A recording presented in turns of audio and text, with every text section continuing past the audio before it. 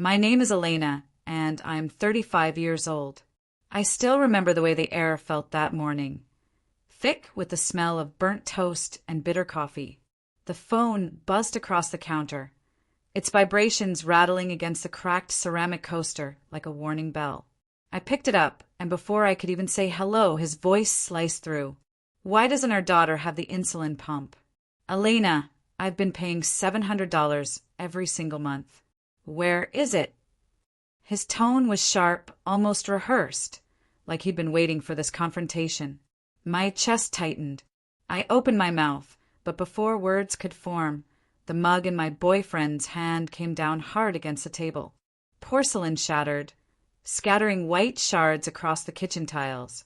We don't need his charity, he spat, his jaw clenched, his eyes fixed on me rather than the phone. The silence that followed was deafening. I could hear my ex breathing on the line, heavy, confused, betrayed. My daughter's laughter drifted faintly from the living room, the sound colliding with the sharpness of broken ceramic at my feet. The contrast pierced me, her innocence against the chaos of grown-up pride. I wanted to scream, to say it's not charity, it's her life, but my voice froze. My boyfriend's hand hovered near mine, firm, possessive, as if daring me to defy him. The phone felt heavier in my palm than it should. Elena? Are you there? Answer me. My ex pressed, his anger cracking into something softer, worry. I closed my eyes. The shards glittered like tiny mirrors, reflecting pieces of me I didn't want to see. A mother caught between two men, one who provided, one who demanded loyalty at the cost of truth. Everything's fine, I whispered, though even I didn't believe it. The call ended with a hollow beep.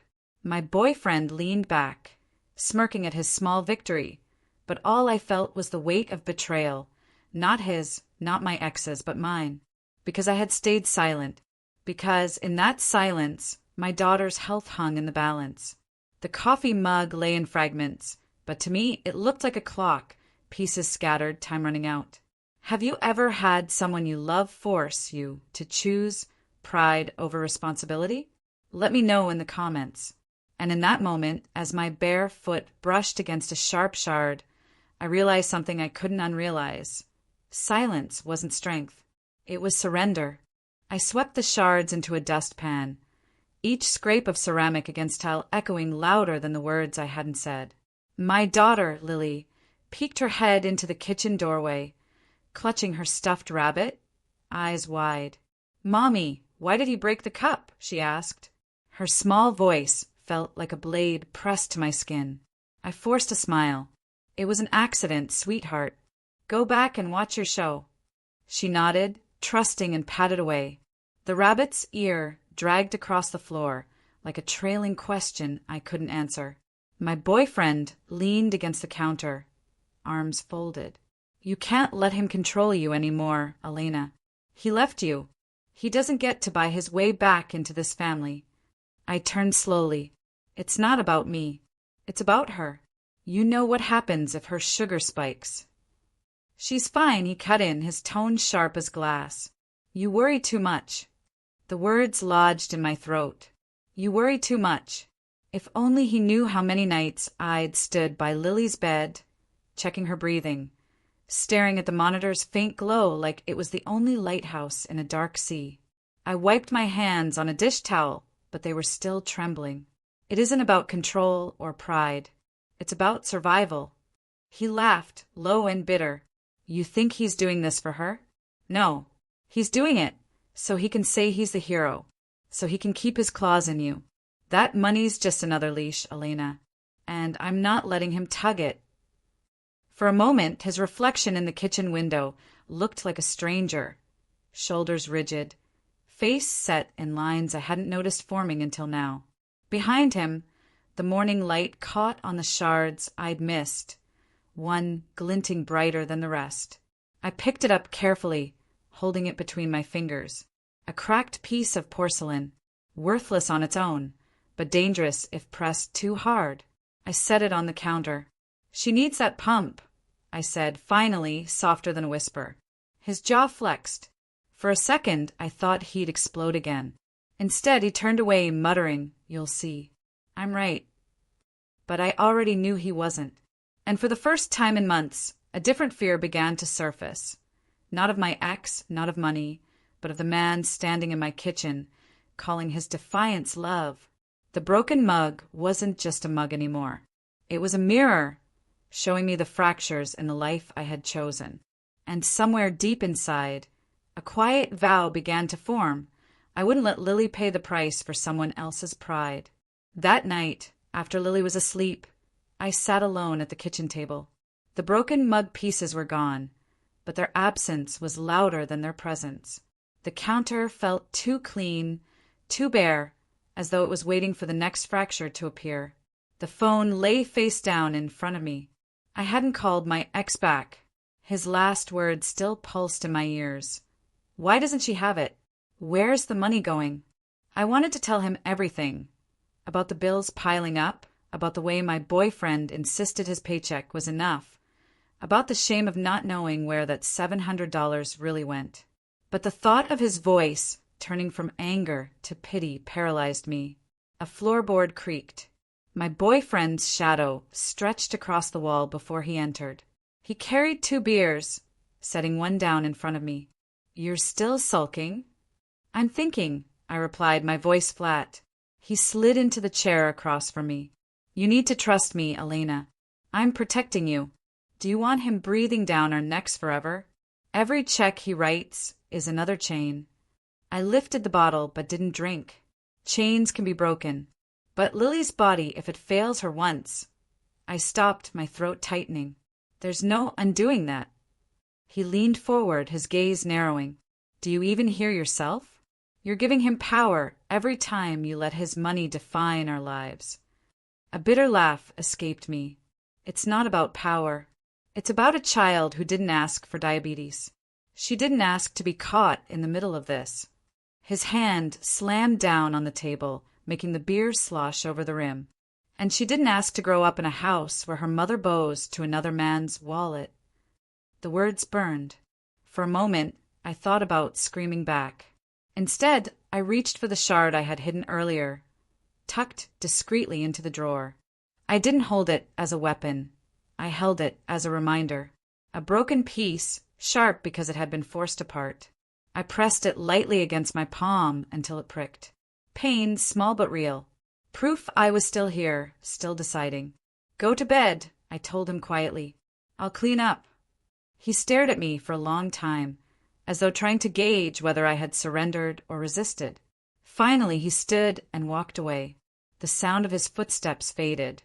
But inside me, something had shifted. My silence wasn't agreement anymore. It was strategy. Because the truth was, secrets don't stay buried forever. And I had just decided, when they surfaced, I would not be the one left drowning. Morning light streamed through the blinds, striping the floor with gold and shadow. Lily's tiny footsteps pattered down the hall. She climbed onto my lap while I sat with a cup of lukewarm tea I hadn't touched. Her curls brushed against my chin as she whispered, "Mommy, my tummy hurts." I froze. The monitor on the counter blinked its dull red numbers. Her blood sugar was high. Too high. I kissed her forehead, masking my panic with a calm smile. "It's okay, baby. We'll fix it."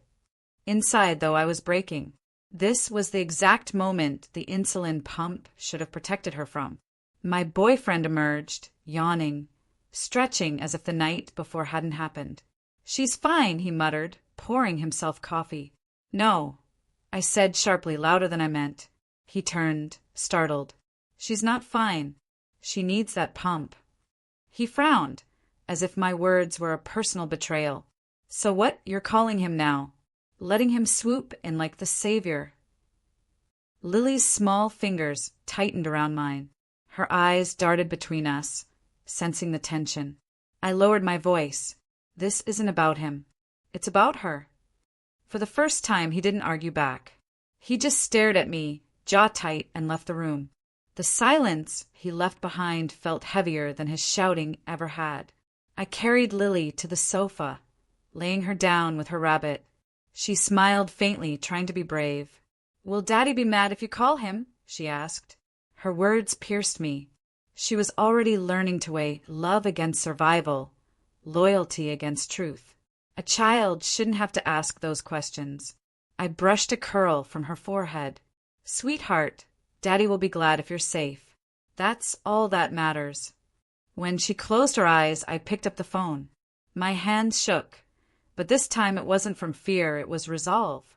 I dialed my ex.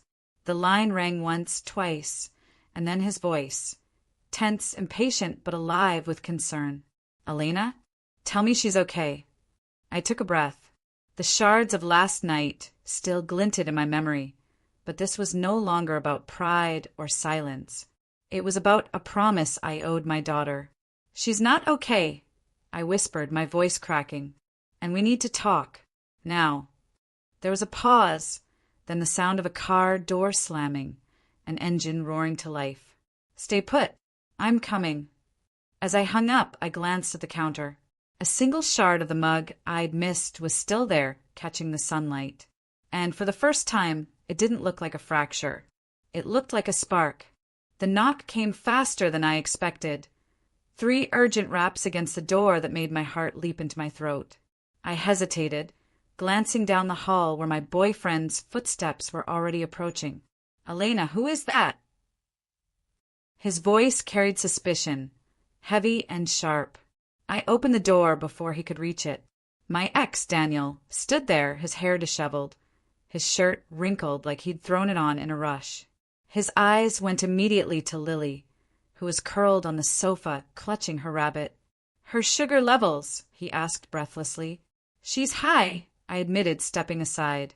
He entered without hesitation, kneeling beside her, his hands gentle but steady.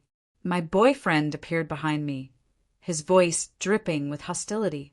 "What the hell are you doing here?" Daniel didn't even look up. "Checking on my daughter, the one you think doesn't need the equipment I've been paying for."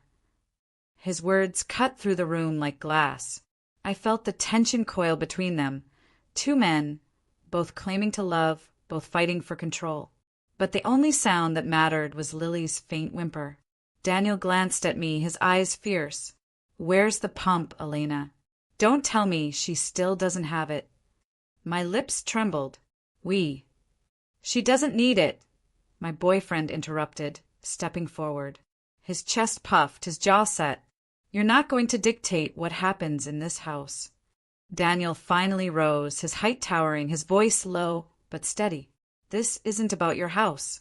It's about her life. And if I find out that money hasn't gone to what it was meant for," his gaze flicked to me, heavy with accusation. I swallowed hard. The shard I had left on the counter still glimmered in the corner of my eye. A reminder, broken things can still cut. My boyfriend laughed, hollow and sharp. "You think throwing money makes you a father? You walked away. Remember that." Daniel's jaw tightened, but instead of shouting, he crouched back down to Lily. He stroked her hair, whispering words I couldn't hear, words that softened her features and steadied her breathing. And for the first time in years, I saw what she saw, a man who showed up when it mattered. The silence stretched, thick and suffocating. My boyfriend broke it with a scoff, storming down the hall, muttering curses under his breath. A door slammed. Daniel's eyes met mine. They were filled with fury, but underneath a plea. "Elena, you have to tell me the truth. Where is the money going?" I looked down at my hands. They were trembling, not from fear of him, not from fear of the question, but from the knowledge that I finally had to choose. The weight of Daniel's question pressed down on me, heavier than the silence that followed. "Where is the money going?" My throat felt dry, like the words were stones I couldn't swallow. I glanced toward the closed bedroom door where my boyfriend had disappeared. His voice still echoed in my ears. "You worry too much. He doesn't get to buy his way in." Daniel's eyes narrowed. "Elena, don't lie to me. Not when she's the one at risk." I sat down slowly, the sofa cushion dipping beneath me. My palms rubbed against my knees as if friction could summon courage. I don't know, I said finally, the truth slipping out like a confession I'd been rehearsing in my sleep. You don't know. His voice cracked in disbelief. $700. Every month. For nearly a year. And you don't know. Lily stirred between us, her eyelids fluttering. Mommy, she murmured, her voice faint. I smoothed her hair and whispered, It's okay, baby. Go back to sleep. Daniel crouched again, softer now. Elena, you have to open your eyes. Where has it gone? Has he been taking it? I thought of the new leather jacket my boyfriend wore last week, the sudden work trips that drained weekends, the unopened envelopes stacked in the drawer. Shame crawled over me like a rash. I think so, I whispered. I let him handle it. He said it was safer if he took care of everything. Daniel's fists clenched, but he didn't yell. Instead, he closed his eyes, breathing deeply, steadying himself. When he looked at me again, the anger was still there, but so was something else. Resolve. We'll fix this, he said, but you need to decide which side you're on, her side or his. The words split the room like lightning.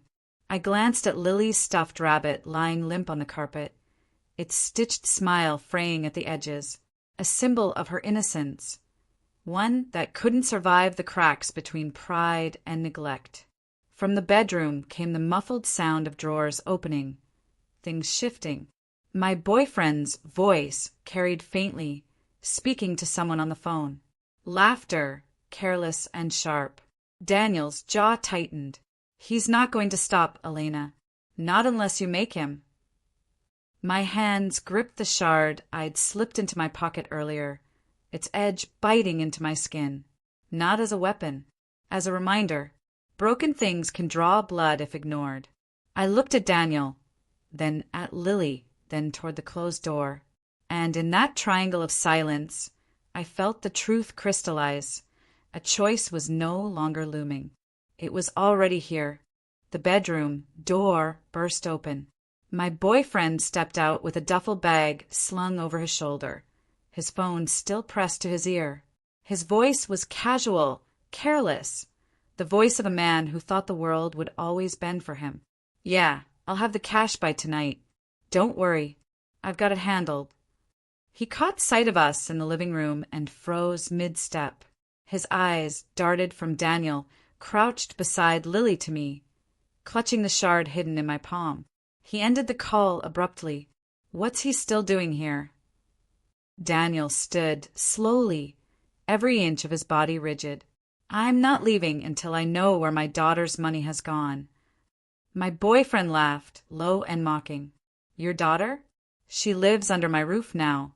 I take care of her, not you. The words struck me harder than his raised voice ever could. Your daughter, not ours, not mine.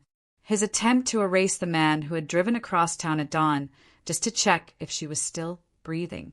Taking care of her? Daniel's voice was calm, but the fury in it was unmistakable. Is that what you call stealing her lifeline and spending it on yourself? My boyfriend's smirk faltered. His eyes flicked to me. You told him. The shard pressed deeper into my palm, a sting grounding me in this moment. I straightened my shoulders. No, you did. With your jacket, with your lies, with every excuse you fed me while our daughter's health slipped through your pride. For the first time, his mask cracked. Elena, don't do this. You know why I... No, my voice was steadier than I expected. I know what you took, and I know who paid the price. Lily whimpered softly in her sleep, her rabbit tumbling from her grasp. Daniel bent, tucking it back beneath her arm. The tenderness of that gesture sliced through the air sharper than any accusation. My boyfriend looked at me, then at Daniel, and for once he had no words. The silence exposed him more than anger ever could. Daniel finally spoke, his voice low but certain. This ends now. Elena, you don't have to cover for him anymore. I'll make sure she gets what she needs. Legally, if I have to. The room tilted with the weight of the truth I'd been avoiding. My hand opened, letting the shard clatter onto the table. A broken piece, no longer hidden.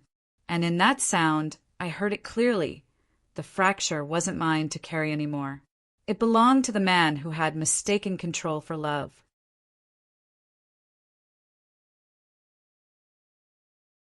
The clink of the shard on the table echoed long after it settled. My boyfriend's eyes locked on it, then on me.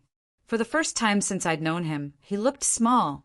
Not powerful, not righteous. Just a man cornered by the truth. Daniel moved closer to Lily, his presence calm, protective. "Elena," he said quietly, "we can fix this, but only if you're ready to stop protecting him." I looked at my daughter. Her small chest rose and fell, her stuffed rabbit tucked tightly beneath her arm. That fragile rhythm, that was what mattered. Not pride, not power, not the illusion of control someone else clung to. My boyfriend broke the silence, his voice brittle. "So what now? You run back to him? Pretend I never."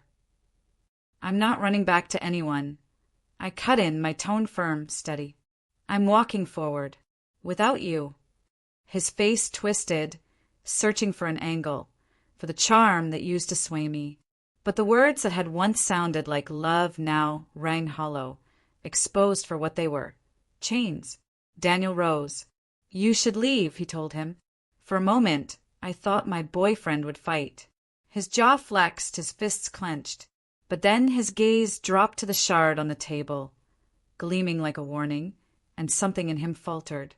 He grabbed his duffel and stormed out without another word.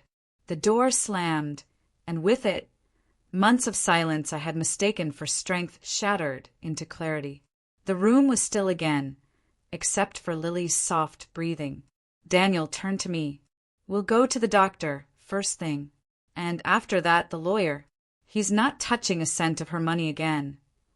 Tears slipped down my cheeks, but they weren't the tears of fear I had grown used to. They were release, relief, resolve. I picked up the shard one last time, holding it in the light. What had once been a symbol of brokenness now gleamed differently. Not dangerous, but proof. Proof that fractures reveal what's beneath, and that sometimes breaking is the only way to rebuild. I dropped it into the trash and sat beside Lily, brushing a curl from her forehead. She stirred, smiling faintly in her sleep. "Mommy," she whispered. "I'm here," I said softly. "I'm not going anywhere." Daniel watched, silent, giving space. And for the first time in a long time, I believed the words I had just spoken. The house no longer felt like a prison. It felt like a threshold. And as the morning light poured across the floor, I whispered to myself the only word that fit. The clink of the shard on the table echoed long after it settled. My boyfriend's eyes locked on it, then on me. For the first time since I'd known him, he looked small. Not powerful, not righteous. Just a man cornered by the truth. Daniel moved closer to Lily, his presence calm, protective. "Elena," he said quietly, "we can fix this, but only if you're ready to stop protecting him." I looked at my daughter. Her small chest rose and fell, her stuffed rabbit tucked tightly beneath her arm. That fragile rhythm, that was what mattered. Not pride, not power, not the illusion of control someone else clung to.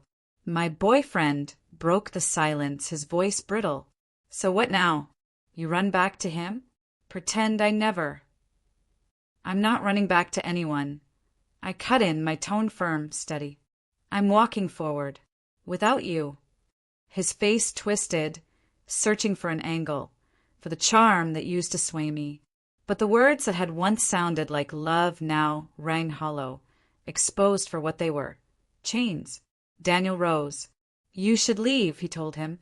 For a moment, I thought my boyfriend would fight. His jaw flexed, his fists clenched.